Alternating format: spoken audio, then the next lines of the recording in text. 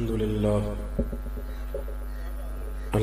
لله الذي ذي العزة والعلا والصلاة والسلام على سيد الأنبياء شمس الضحى بدر الدجى نور الهدى منبع الجود والعطاء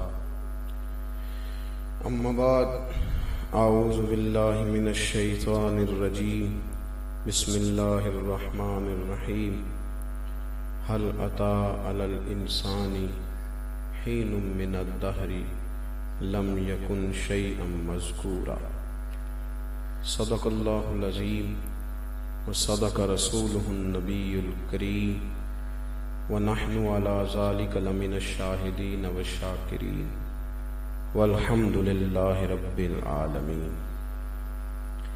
إن الله وملائكته يصلون على النبي يا أيها الذين آمنوا صلوا عليه وسلموا تسليما الصلاة والسلام عليك يا سيدي يا رسول الله وعلى آلك وأصحابك يا سيدي يا حبيب الله. سارے حضرات درود شریف پڑھیے. الصلاة والسلام عليك يا سيدي يا نبي الله وعلى آلك وأصحابك يا سيدي يا رحمة للعالمين. اللهم صل على سيدنا ومولانا محمد جود والکرم وآلہ وصحبہ وبارک وسلم. تمام تعریفیں حمد اور ثنا اللہ تبارک و تعالی کے لیے.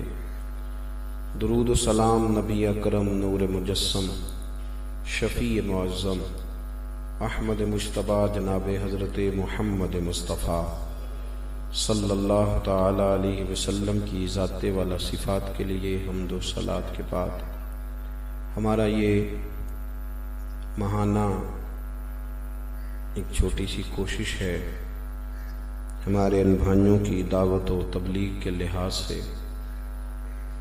اللہ کو جب تک منظور ہوگا یہ سلسلہ انشاءاللہ چلتا رہے گا. آپ حضرات کبھی بھی اس ڈاؤٹ کا شکار نہ ہوا کریں کہ شاید پروگرام کسی اور جگہ پہ منتقل کیا گیا ہے. ذرا کچھ وقت ایسا ہوتا ہے کہ جب انسان کے پیار کرنے والے زیادہ ہوتے ہیں تو اس کے حقوق زیادہ ہو جاتے ہیں. تو وہ کئی دفعہ کچھ حکم بزرگوں کے معاملات ایسے ہوتے ہیں کہ کہیں اور بھی جانا پڑ جاتا ہے، ورنہ اجتماع یہی ہے اور انشاءاللہ اللہ کو جب تک منظور ہوگا یہ یہی انعقاد پذیر ہوگا. کیونکہ نیا پروگرام ہوگا تو آپ کو مطلع کر دیا جائے گا. کرنے کا کام یہ ہے کہ آپ سب حضرات کوشش فرمائیں. اگر آپ کو لگے کہ یہ کام ٹھیک ہے، اگر لگے تو پھر نبی پاک صلی اللہ علیہ وسلم نے فرمایا ہے جو اپنے لیے پسند کرو وہ اپنے بھائی کے لیے بھی پسند کرو. مسکرا رہے ہیں آپ ماشاءاللہ، اچھا ہے مسکرانا. اگر آپ کو یہ کام اچھا لگے تو پھر کوشش فرمایا کریں کسی اور کو بھی دعوت دے دیں. تھوڑی دیر کے لیے یہاں ہر مہینے جمع ہوا کریں. بڑا مختصر، میری تو بڑی خواہش ہوتی ہے کہ مختصر کر کے چیزوں کو کہا جائے، اور چونکہ میں بغیر کسی کے حکم کے چلتا ہوں تو میں کوشش کرتا ہوں کہ اس کو اپنی ترتیب کے ساتھ تھوڑا سا طے کر دیا جائے. ہمارے بھائی نے بڑا خوبصورت کلام اعلیٰ حضرت پڑھا ہے، اللہ تعالیٰ انہیں بہترین صلہ عطا فرمائے. اور میں سوچ رہا تھا ان کا بڑا پیار ہے عمران بھائی کے ساتھ. انہوں نے 3 شعروں کا حکم دیا تھا، انہوں نے 5 پڑھ دی. اب حکم عدولی ہو گئی، عمران بھائی چاہے ناراض ہو جائے. تو اللہ تعالیٰ جزائے خیر عطا فرمائے، کو برکات عطا فرمائے. یہ عذرائے محبت بات کی ہے میں نے پیار کے ساتھ. ایک جگہ ایک دوست نے کہا تھوڑا سا پڑھوں، میں نے کہا پڑھ لیں 2-3 شعر. انہوں نے پھر 10-11 پڑھے اور مائک پہ یہ کہا کہ حضرت کے حکم سے 3 پڑھنے لگا ہوں. تو میں نے انہیں بعد میں کہا آپ نے تو حکم عدولی کر دی. یہ محبت سے بات کر رہا ہوں. اللہ تعالیٰ آپ سب کو بہترین صلہ عطا فرمائے، جزائے خیر عطا فرمائے. تو میں جو بات عرض کرنے جا رہا تھا اس پر آپ حضرات توجہ فرمائیں گے کہ آپ کوشش فرمائیں کہ تھوڑا تھوڑا دوستوں کو پیغام دیا جائے اور دین کا یہ کام جو ہے اس میں تھوڑا سا شمولیت اختیار کی جائے. اللہ آپ کو اور مجھے اخلاص کی دولت عطا فرمائے، اور اللہ تعالیٰ ذاتی مفادات سے، ذاتی شہرت سے ہم سب کو محفوظ فرمائے۔ قرآن مجید نے ارشاد فرمایا کہ هل اتی علی الانسان حین من الدہر لم یکن شیئا مذکورا،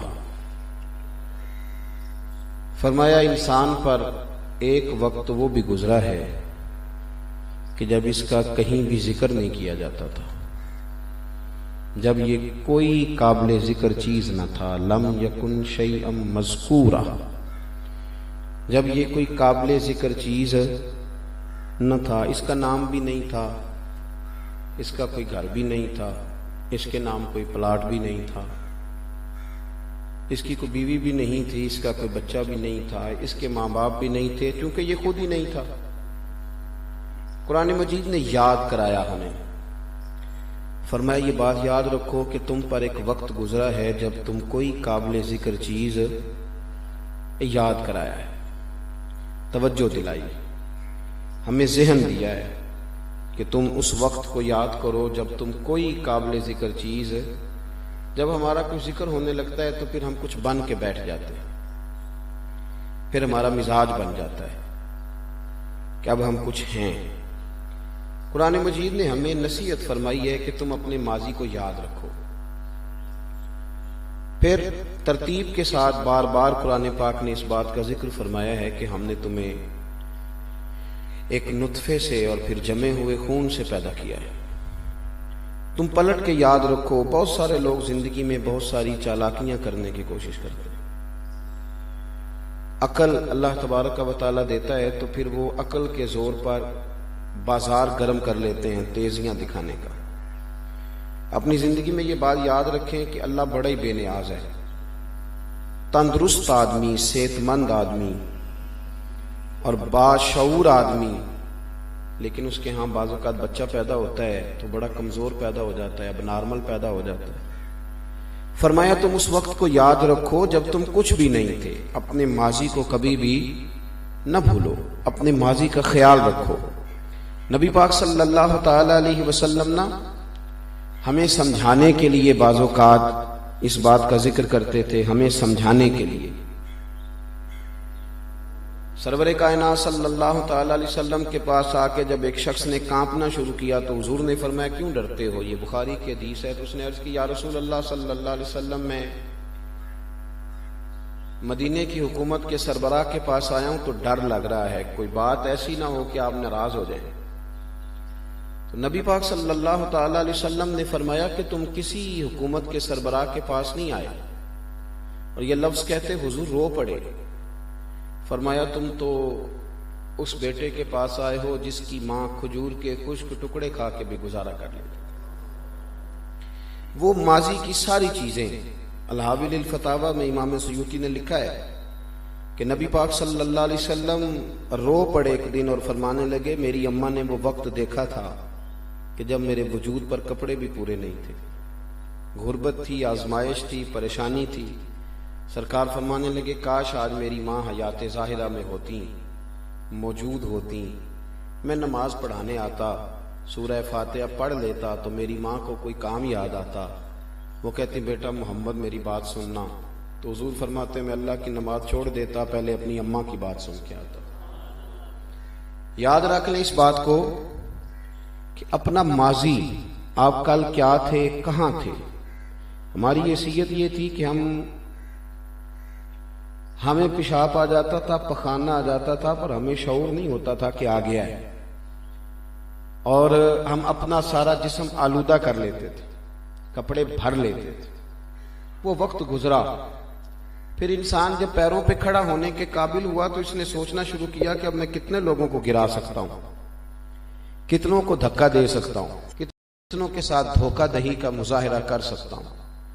اللہ تبارک و تعالیٰ فرماتے تو کیوں نہیں یاد رکھتا کہ تو کیا تھا اور رب کریم نے تجھے کیا بنا دیا ہے۔ حدیث مبارکہ سیاستہ میں موجود ہے، حضرت ابو ہریرہ رضی اللہ تعالیٰ عنہ فرماتے ہیں کہ نبی پاک صلی اللہ علیہ وسلم نے فرمایا کہ ایک شخص تھا جو گنجا تھا اور غربت بھی بڑی تھی، ایک تو گنجا یہ ہوتا ہے جس کے سر پہ بال نہیں ہوتے، اور کچھ لوگ ایسے ہوتے ہیں جن کے وجود پر ہی بال نہیں ہوتے، اس کے وجود پر بال ہی نہیں تھے، بڑا پریشان کمزور. اور آپ دیکھیں نا، مرد کے وجود پر چہرے پر بال نہ ہوں تو کتنی تکلیف محسوس کرتا ہے. یہ الگ بات ہے کہ جب اللہ داڑھی دیتا ہے تو لوگ کٹوانی شروع کر دیتے ہیں، حالانکہ جب تک نہ ہو تو تکلیف محسوس ہوتی. تو اللہ تبارک و تعالیٰ کی بارگاہ میں وہ اکثر رویا کرتا تھا. اسی طرح ایک شخص ایسا بھی تھا جو نابینا تھا، اس کے پاس آنکھیں نہیں تھی، وہ بھی تڑپتا تھا کہ آنکھیں مل جائیں. غربت بھی بڑی تھی. اور حضور فرمانے لگے کہ ایک شخص کوڑا تھا، اسے کوڑ کی بیماری تھی، اس کے وجود پر چلنا اس کے لیے ممکن نہیں تھا، وہ بھی تڑپ شفا ہو جائے اور میری غربت دور ہو جائے.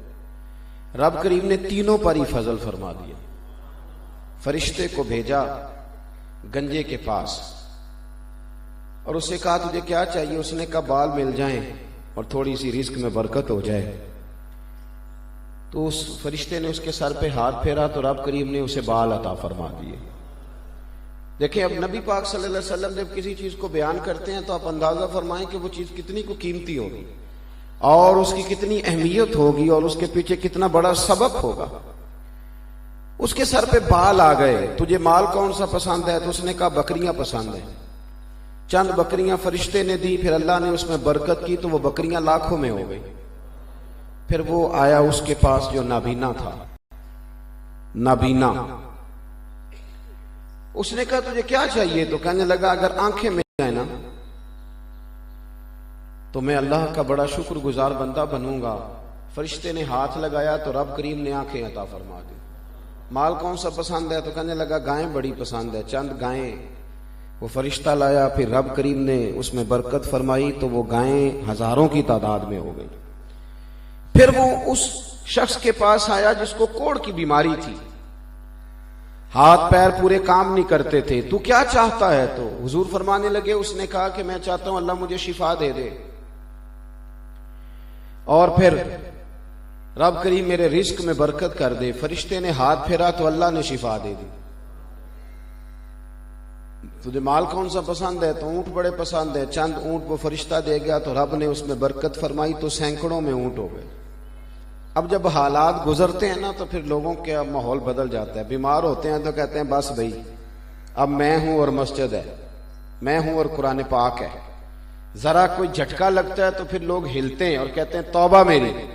تندرستی آتی ہے تو بھول جاتے ہیں. اور پھر جب اللہ مال و دولت دے دیتا ہے تو دوستیاں بھی بدل جاتی ہیں، تعلق داریاں بھی بدل جاتی ہیں، پھر سٹیٹس بدل جاتا ہے، پھر معیار بدل جاتا ہے. پھر ایک بڑے لوگوں کی ٹیم ہوتی ہے جس میں اٹھنا بیٹھنا چلنا پھرنا رہنا انسان پسند کرتا ہے. پھر وہ بالکل نہ معیار اپنے دیتا ہے کہ نہیں اب تو میں کوئی اور چیز ہوں. حضور فرماتے ہیں پھر رب کریم نے ان تینوں کی آزمائش کا ارادہ فرمایا. یہ یاد رکھ لیں وہ آزمائش کرتا ہے. وہ آزمائش ہاں یاری تیری سونا ہے پر ازمائشاں بھی تیریاں اگ. سونا پرکھیا جامدائی پہلو نال اگاں دے لگ. آزمائش کا ارادہ فرما لیا. اللہ نے فرشتے کو بھیجا اس کے پاس جو گنجا تھا اور کہا تیرے پاس بکریاں ہیں تو ان میں سے کچھ اللہ کے رستے میں دے. کہنے لگا میرے خرچے ہی بڑے ہیں. آپ کو پتہ نہیں کہ میرے پاس اگر مال ہے تو میرے لوازمات کتنے ہیں، ضروریات کتنی ہیں، کتنے لمبے چوڑے معاملات ہیں میرے. آپ کو پتہ نہیں میرے تو بڑے خرچے ہیں، میں تو دے ہی نہیں سکتا. تو فرشتہ کہنے لگا میں نے تو سنا تو گنجا تھا اور غریب تھا. کہنے لگا چل دوڑ جا، میں تو خاندانی رئیس ہوں اور بڑا مالدار آدمی ہوں. دادا کے پاس بڑے پیسے تھے، پردادا تو مالک تھے سارے شہر کے.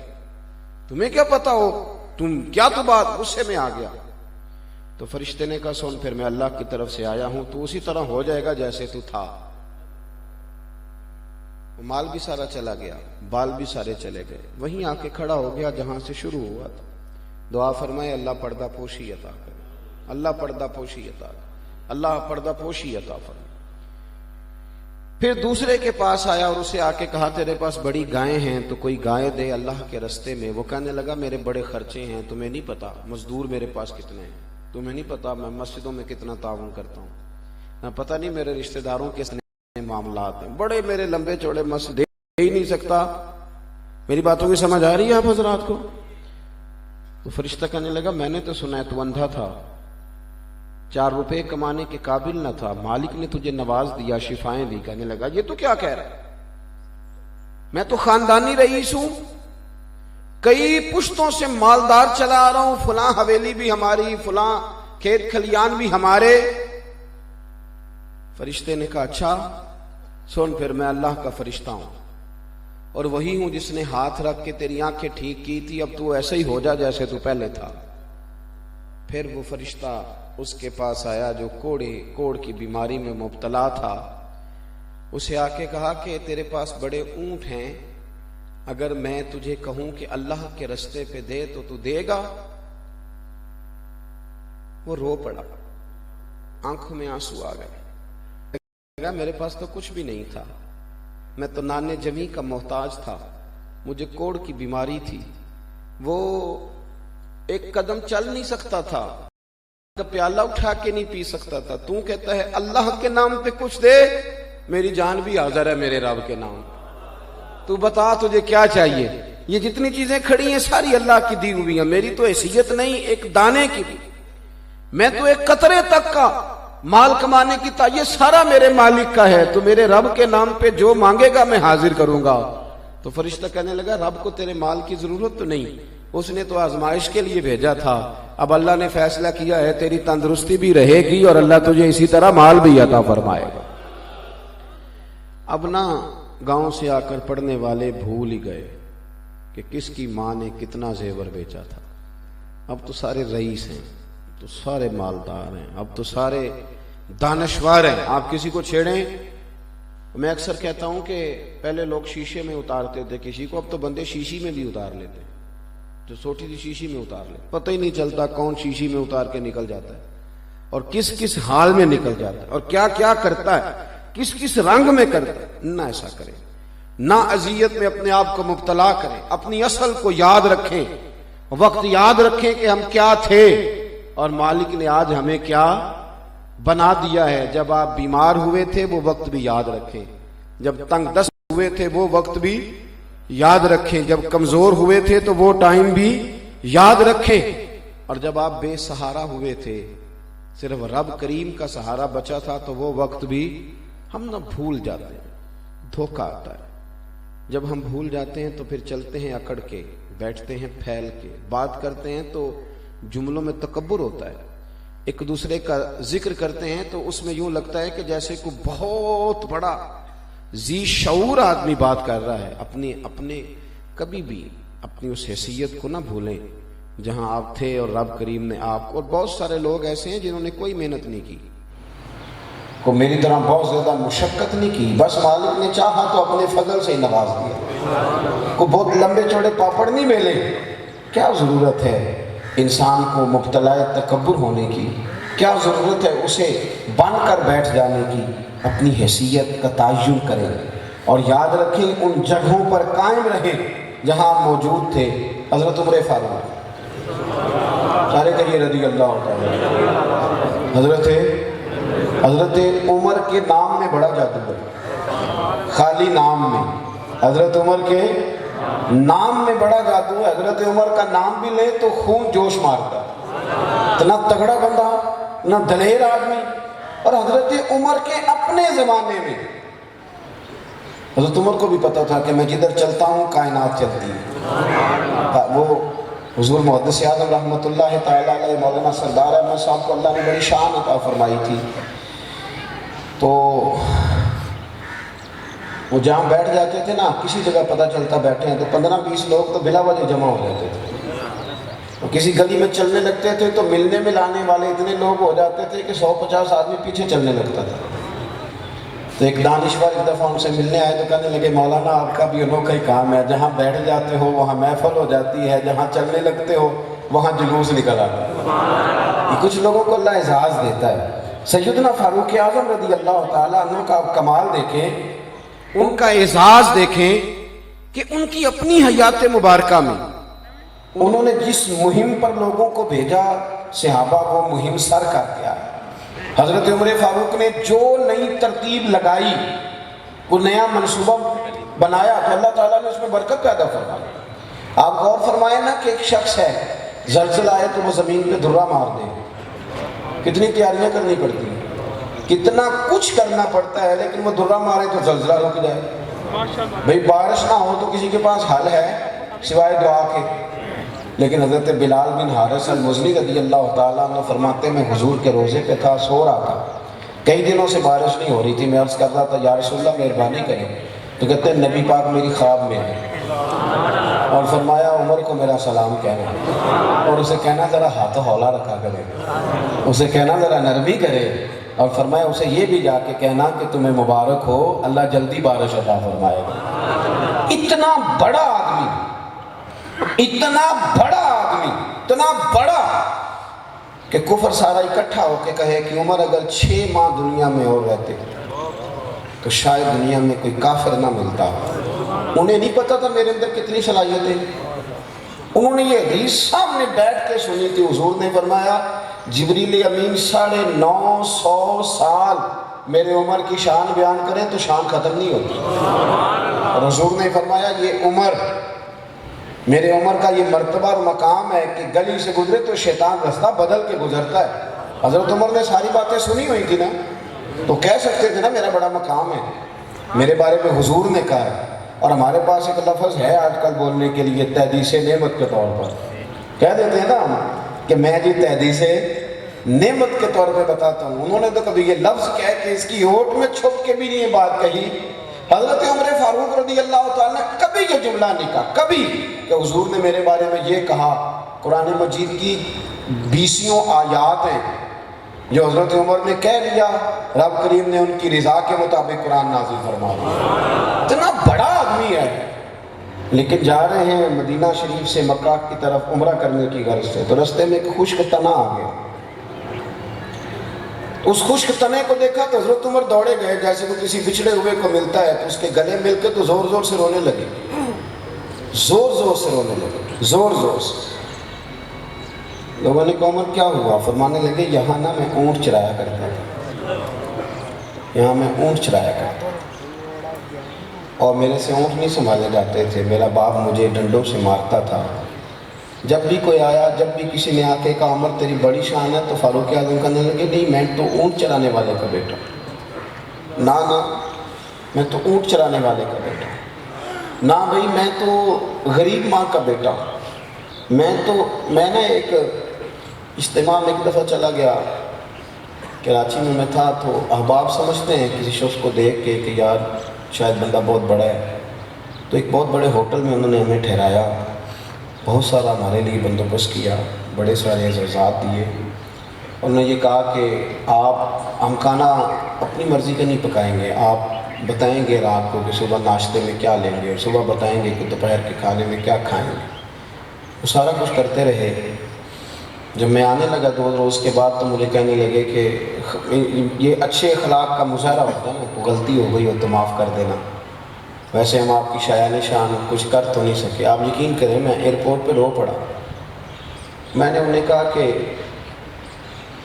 میں نے اپنے ابا سے بڑا پیار کیا زندگی میں, بڑی محبت کی ہے, میں نے ان کے ہاتھوں پہ ہمیشہ چھالے دیکھے, اور مجھے زندگی میں مزہ اس روٹی کا آیا کہ میری اماں بیٹھ کے نا چولہے پہ کھانا پکاتی تھی, تو روٹی کھاتے وقت وہ کہتی تھی کہ پیڑھی لے کے اتنے ہی آ جا میرے کو, اٹھ کے نہیں جایا جاتا. پھر جب وہ سالن ڈال کے دیتی تھی تو کہتی تھی دوبارہ نہ مانگنا, باقیوں میں بھی کھانا ہے. وہ سالن اگرچہ تھوڑا ہوتا تھا, لیکن اس کی جو طلب تھی, اس کا جو ذوق تھا, اور اس ہنڈیا میں یوں لگتا تھا کہ ہیرے جواہرات پڑے ہوئے ہیں, اس سے زیادہ بڑھ کر کبھی کسی موقع پر بھی وہ چاشنی میسر نہیں آئی. مجھے بڑی اچھی طرح یاد ہے کہ مجھے ایک دفعہ میرے ابا جی نے پورا 100 روپیہ دے دیا تھا. میری فیس اس وقت اسکول کی جو تھی وہ 14 روپے تھی, سرکاری اسکول کی فیس. انہوں نے مجھے 100 روپیہ دے دیا, کہنے لگے دل کر رہا ہے تجھے 100 روپیہ دوں. تو میں ساری رات یہ سنبھالتا ہی رہا تھا کہ میرے پاس پورا 100 روپیہ ہے. کبھی وہ تکیے کے نیچے رکھتا تھا تو کبھی اس کے اندر رکھتا تھا. آپ کیوں بھول جاتے ہیں کہ ہم کیا تھے, کیوں ہمیں غلطی لگ جاتی ہے؟ ہم تو بڑے مزیدار لوگ تھے. ہمارے کوئی بزرگ کوئی لٹیرے نہیں تھے, وہ کوئی کھانے والے تھوڑے تھے. انہوں نے کوئی چکر چلا کے کوئی زمینیں تھوڑی آئی تھیں. وہ تو صاف ستھرے لوگ تھے. ان لوگوں کا نام جب آپ لیں تو گردن جھکا کے نہ لیا کریں, سر اٹھا کے لیا. ان کا تذکرہ کریں تو اس کے اندر جان ہونی چاہیے, اس کے اندر قوت ہونی چاہیے. آپ احساس پیدا کریں کہ ہم کیا تھے اور اللہ نے ہمیں کیا بنا دیا ہے. پھر آپ شکر کا مزاج بنائیں گے, پھر آپ کی طبیعت میں لچک آئے, پھر آپ کو نورانیت ملے گی.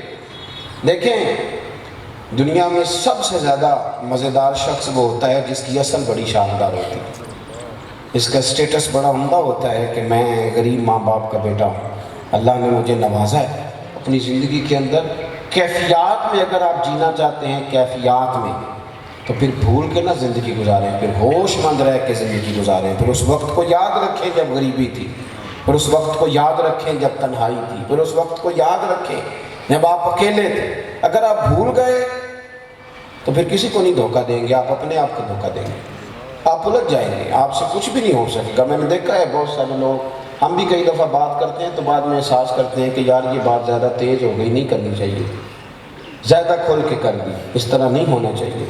پھر جب ہم گفتگو کر رہے ہوتے ہیں تو بھول جاتے ہیں. بات سمیٹنے کی طرف آ رہا ہوں.